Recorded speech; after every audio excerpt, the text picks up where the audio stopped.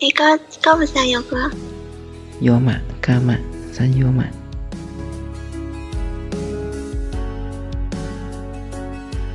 Mình theo. Theo. Giờ này gì à? Lại mà. Cái tiền nè. Hai theo mà. Thì có biết là người ta sợ nha. Sao mà. Giờ của tôi lỗi lên rồi chị. Hay sao cơ.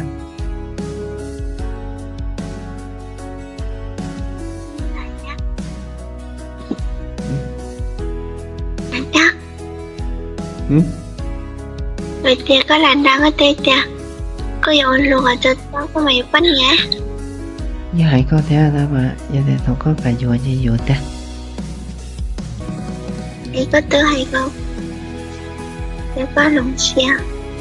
Chi luôn. Rồi quá trời. Mấy chả này nhau có bỏ tù. Có bỏ tù chơi không chay có gì mình chơi. Tới đào trên nhà tôi không có hả. Trời ơi có lúc cũng chèo chỉ tháng có lẽ. Nhìn thằng là. Rồi quá trời.